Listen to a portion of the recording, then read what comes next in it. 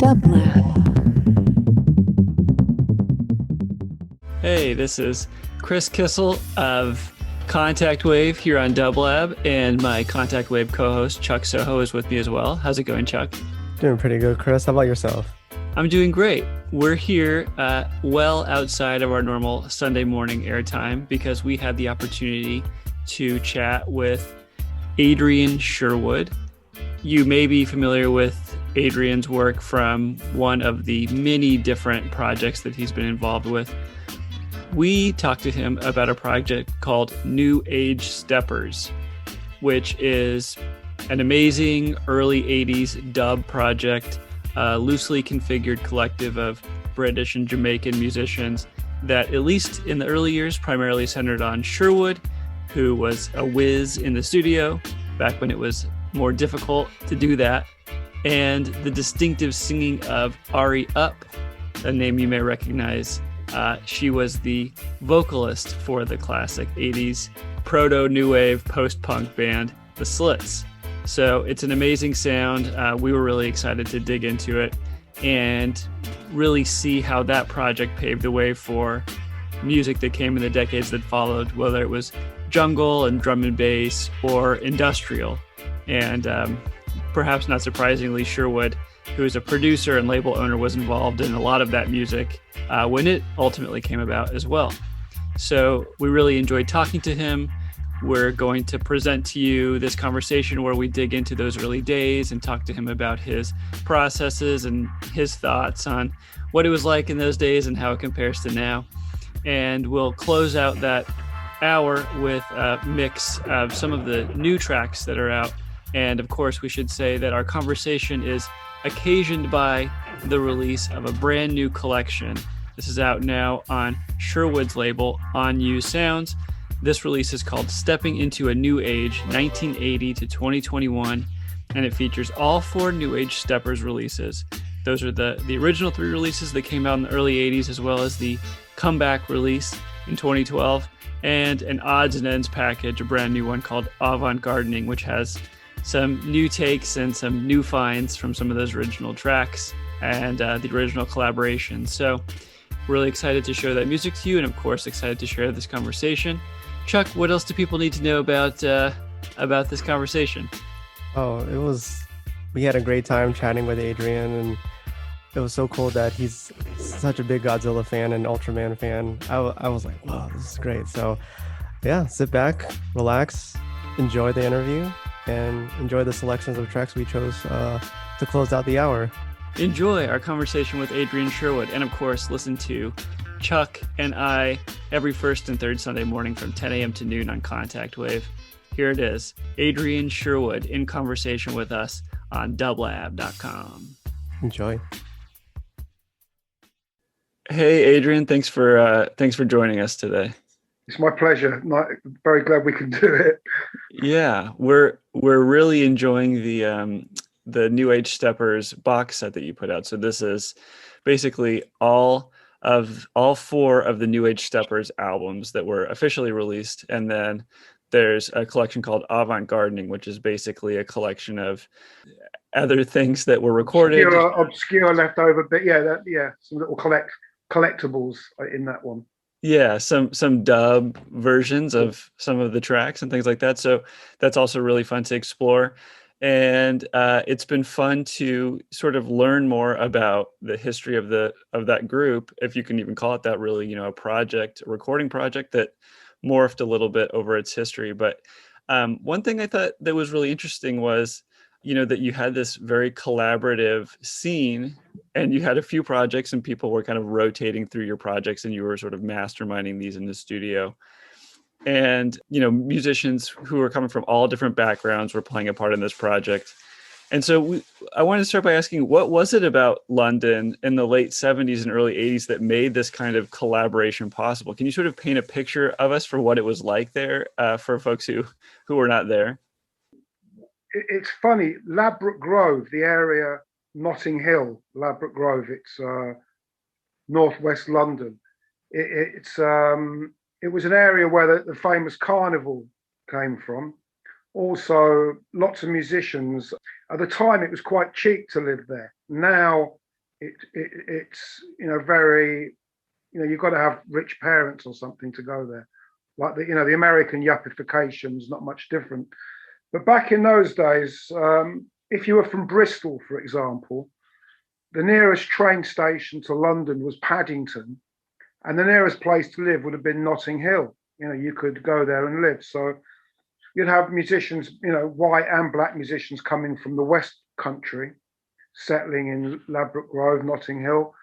And there was a very big West Indian community there.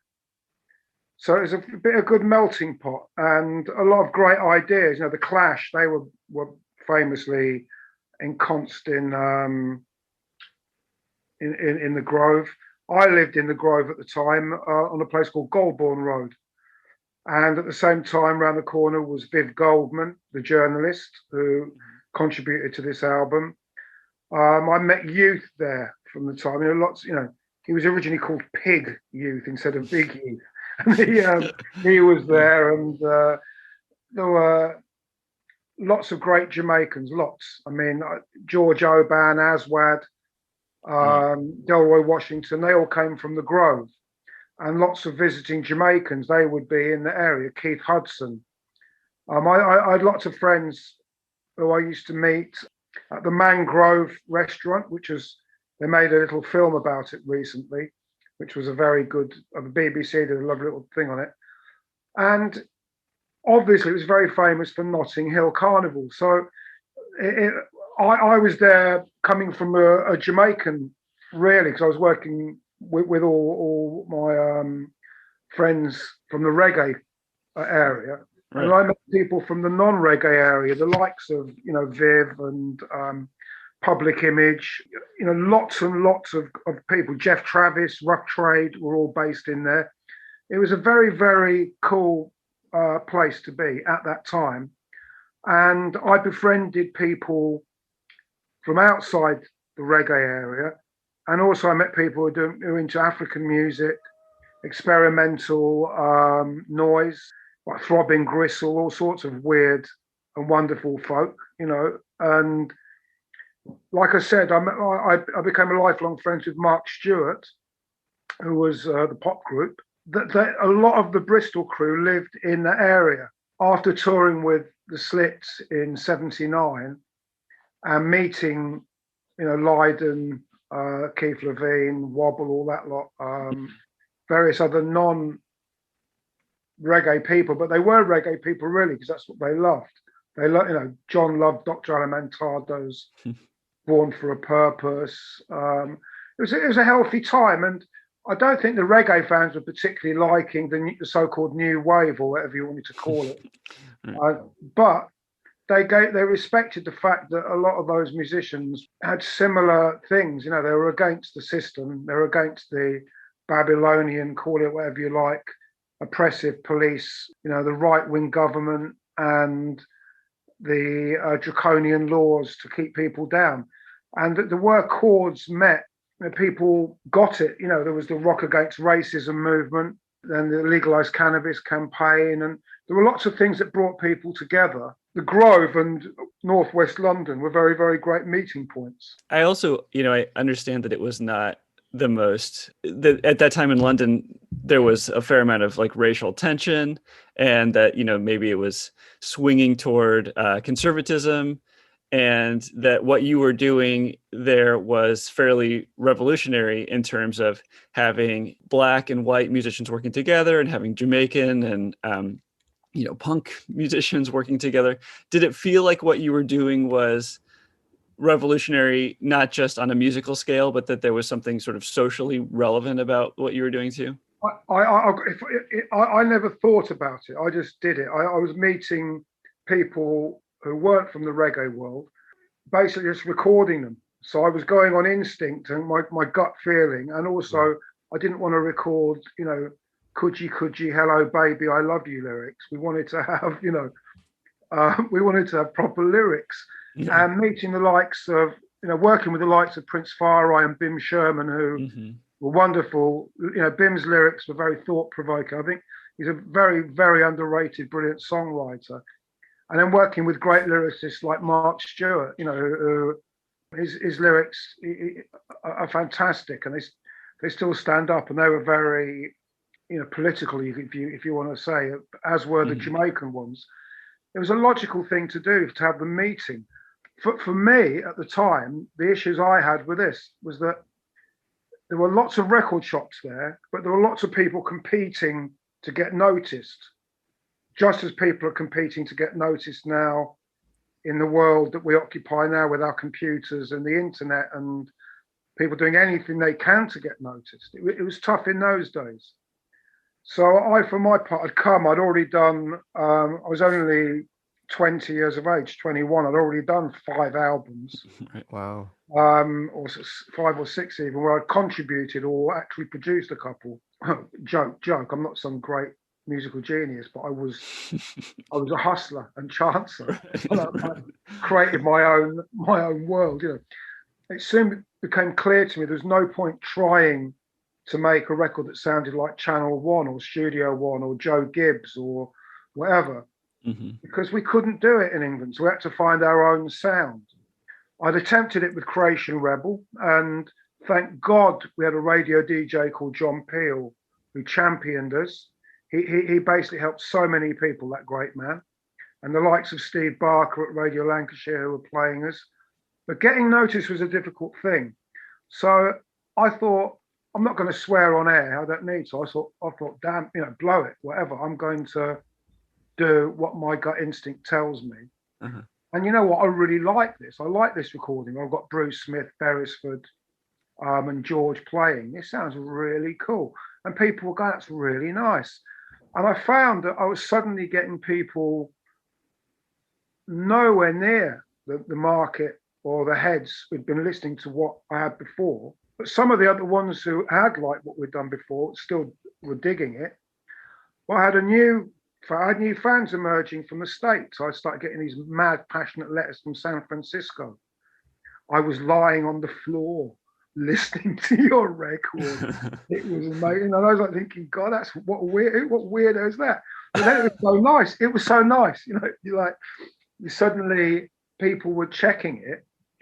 And I hadn't thought, I am going to mix these people together. It was just, I'd go around the corner, I'd meet George, I'd have a spliff with George, I'd go up Viv Goldman's, and that was a meeting place of lots of people. I'd see Niney was there, Niney the Observer, very young Niney. And then there was Jeff Travis living upstairs, who worked, Rough Trade, one of the partners in Rough Trade.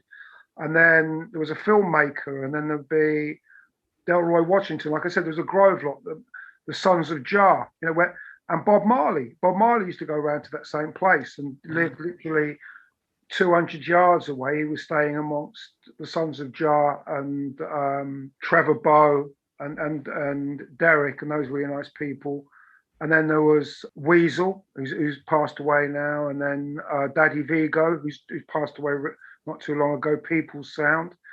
And so it wasn't like people weren't mixing, they did. It would be, Vigo would know me. I knew Vigo from when I was like 15, and he knew the Clash. And then Vigo lived in a flat, and the next room to his flat was Paul Simonon.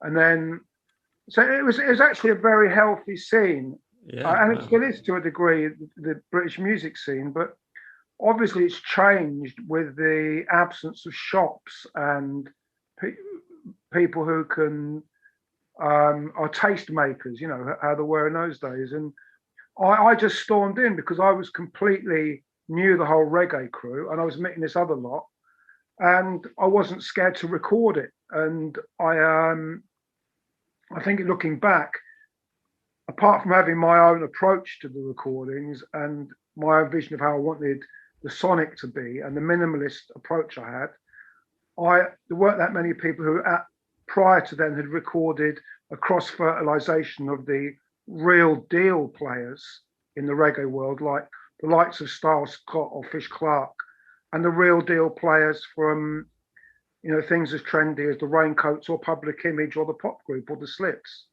And I had access to them all. And I took advantage of it.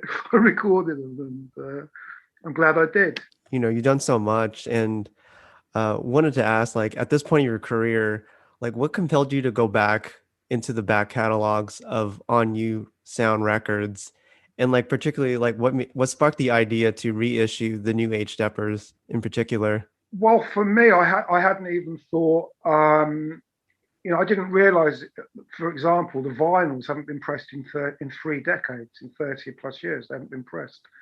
So I've been working with the record label Warp, who are a very good label, good friends of ours, and I've got them handling the back catalogue for me.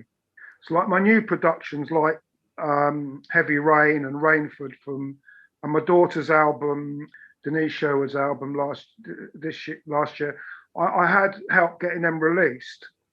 But the back catalogue specifically is with Warp. My new productions, I put some through them and whatever. But they were saying, look, we've got to release this. And they said, look, the people at Rough Trade want a lot. They want to buy a lot. And I didn't realise that there was as much interest in it as there is. And, great, fantastic.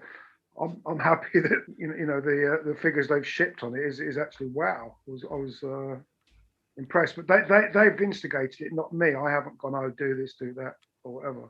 Yeah. Well, who knows how things make it into the canon of, punk or rock or whatever. But, hearing these recordings, some of these tracks are so good that we hadn't heard before, that it's not surprising that people are, especially everyone likes to put out reissues, and everyone, that's a very hot thing to do now. And I think, these tracks are so good. I think people are really excited to introduce people to them. A very big presenter over here. We did like, what was it called the other day? What was it called? Not a podcast. Was it? What did they do? It was a Twitter thing, a Twitter radio show linked up with something. Okay. So they've got their listenership, and they were all tuned in, listening to it via some medium. I don't know how, like all live from a specific time a week ago. And they were coming back and they were going, when was this recorded? And then they were going, oh, it's 41 years old. They said, shut up. And they were all thinking it was like brand new. Yeah. So when I heard that, he said, mate, he said, you know how many we've had, like over 40 people don't believe it's 41 years old. I think it sounds I think this is nonsense, but that's what they think.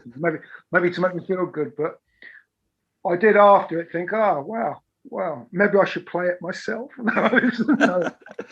When you make a record and you listen to it intensely, or you're playing it out when you're doing little live dub shows, as I do, I haven't played the first New Age Steppers album in over 30 years. Oh, wow. When I heard it back the other day, I was thinking to myself, oh, that sounds... It's not bad. All right, yeah. I was laughing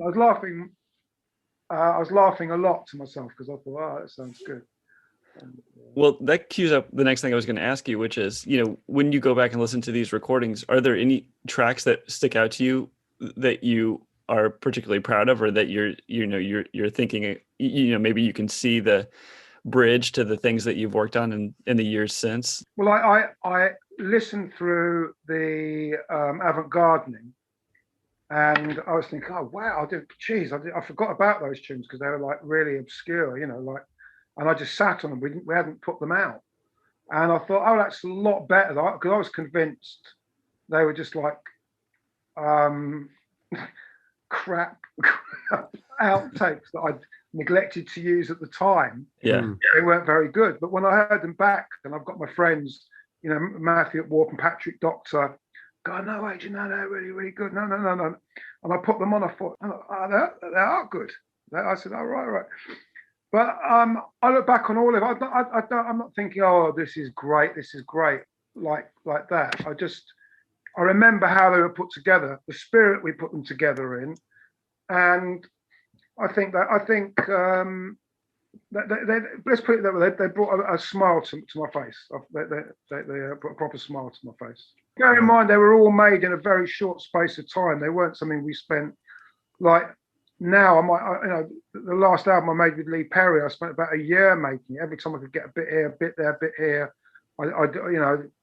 I was deliberating over this, doing that, and the other things like I've been making. I spend more, a lot of time now, perhaps. Whereas before it was no time to think. It was like, get the people in, spend the time miking it, put a speaker in the toilet, get a microphone in the toilet, send it to the toilet, do this. This is how I was recording. These are things that are fascinating me. Yeah. Get the players in a good mood, give them a beer and a spliff. Let's get recording. Let's get started. Right, let's mix it. Let's go home. That was how those records were done. They were spontaneous and very quick recordings done in a specific way with analog recording. And I can't turn around and say, oh, I've got this one's better than this one's great. But I literally, when I played it back, I was like back in the room they were recorded on. It was very weird, you know. And I can remember the smells and the vibe and the interactions of the people who were there when they were made. Well, one of the, I think, we were talking about how folks are hearing this music and, they think that it's new. Maybe part of that is because, these tracks, and I think particularly the contributions from Ari Up, which are so distinctive that people maybe can't believe that they didn't hear it before. They can't believe that, if it was something that existed, that it wasn't something that they'd heard. And obviously you had such a fertile creative relationship, particularly on those first couple of albums. And then you went back and recorded another album called Love Forever, much more recently. And so we've been listening to that too, because that's part of the package of records that are getting re-released. And I'm just kind of curious about that working relationship, and particularly after not having worked together for so many years. And she had such a fascinating and storied career, in Jamaica and doing so many different things. What compelled you to record with her again, about 15 years ago? She and I were both, with the On You Sound thing, it was very interesting because a lot of people were sharing birth dates, but there were about 12 or 14 of us all born in January, and there are 8 of us born on the 20, between the 9 born between the 20th and the 30th of September. So we had lots of these weird kind of star signs, man, that kind of star sign thing going. It was really odd. But Ari was another one. She was the 17th of January. I was the 20th. We always got on like a house on fire. And then my mate, who was living with my friend Junior, we were squatting in a house, and I didn't even know they were having a relationship because I never had a relationship with her. She was my friend, a close friend, but never had any, boy girlfriend thing or anything with her. Next thing I know, she's pregnant, right, with twins from Junior, and then they're going off to Jamaica. So they went off to Jamaica, and it didn't quite work out, put it this way, and then. After that, she left his mum and the family and everything, took off with the kids, and she lived in Central America, like naked in a jungle with Charlie, her new boyfriend. Some absolute madness went on. We kind of got estranged for years. Mm. Then we touched base. We got back again. This is like about 14 years ago, 13, 14 years ago. Got back in touch again after a good decade and a half where it was like, Junior wasn't seeing the kids. She cleared off to America. So, the story is not a secret or anything, but we got estranged. And then by the time we got back together, we was like we had not been apart or anything. We were together in London. She came to the flat I was living in, and we were spending a lot of time with my kids and her kids. And then she got diagnosed with cancer. Right. And she said, "Look, come to Jamaica with me." And she said, let's do some, I want to do some more recording. So I said, fine, I'll come to Jamaica. So I went over there, and that album there, we made in like a few days on a kitchen table with a little tape machine. Oh, the way that was made, you wouldn't believe how raw and basic it was. It was no kind of clever production, that Love Forever album. But I think it's got some extremely charming bits on it and a couple of absolutely wonderful songs. And that album, again, it's not dissimilar in the fact it was almost cobbled. I say cobbled isn't the right word. It was crafted very quickly to the finishing post. Yeah. I Love Forever. And I think it's, a testament to her talent that she just shines through on all the records that she's voiced. But that was a bit sad because we did the tunes and we did that album again in maybe 3 weeks, including the trip to Jamaica. Yeah. We didn't go to a recording studio. We did it with a handheld mic. Oh wow. And on a little tiny drum machine, a little fake keyboard that made piano noises, and that was it. Yeah. Well, and I would obviously contrast that with the recording process for these first 3 records. And I understand, you were, scraping everything you could together for studio time. And obviously back then, that was how you had to do it. You didn't have all of these computer programs and ways that people could record all of this music at home.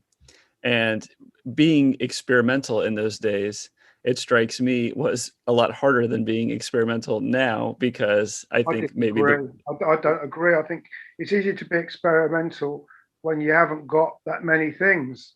Now, I'll tell you what, we turn on the computer now and we've got so many brilliant things. It's deciding what not to use. And it's like literally, I've got a great analog studio and we've got all the plugins, we've got loads of plugins, and mate, some of the things you can do now is mind-blowing, but it's knowing what not to do. In the old days, it was like, all right, I heard that Connie Plank, who was a mate of mine, bless him, wow. If you know Connie, but he was playing things through a tube and down a telephone. Well, I want to do that as well. Let's get this.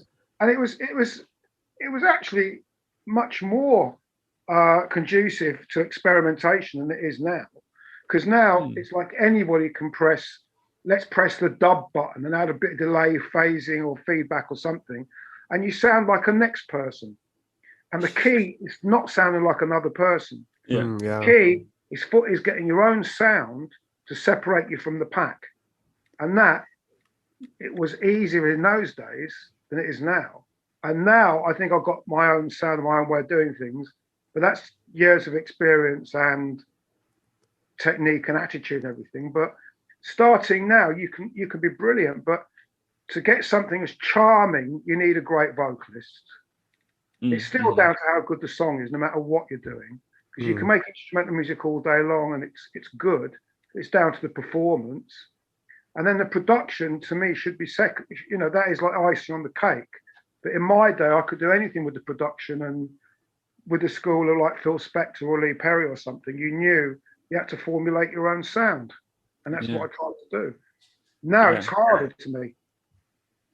Yeah. So I mean, really, it was, I guess, because what I'm thinking is, you're in the studio and it's so expensive to be there that it just sounds like it takes a lot of, I don't know, courage to be in there and to be taking risks with the sound. But perhaps what I'm hearing you saying is because you had so much confidence in, the vocalist and the tracks, that you felt like you had a little bit of room to mess around.